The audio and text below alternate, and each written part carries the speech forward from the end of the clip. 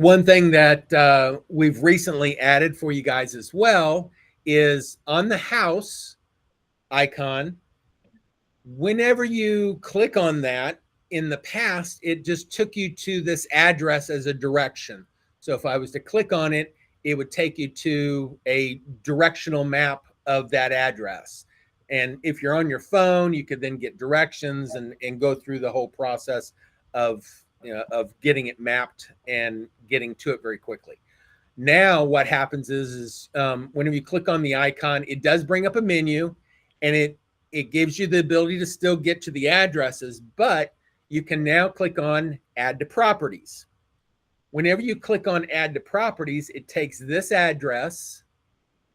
It takes the name of the person, in this case, Millard, Millard Fillmore. And it also looks in the Connections tab to see if there is a spouse. If there is a spouse, then it's going to take this name as well. And what it does is, I'm going to come here, click on Add to Properties. Do I want to add this property? Confirm. So it takes the address and puts it in as an address for you. And then it goes ahead and adds the two people as the owners of that address. So you no longer have to go through the process of adding the property manually. You can just come in here and do it that way.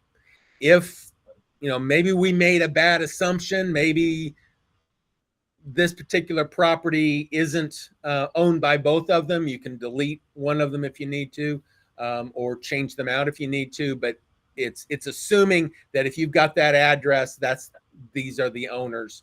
From there, then you can do other things. Now, once that property is connected, we're looking for an exact match, basically, of the address.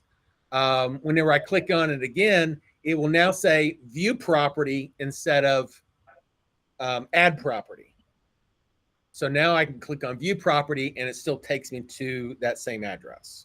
So it's just a quicker way to get to the address if it's owned by that person.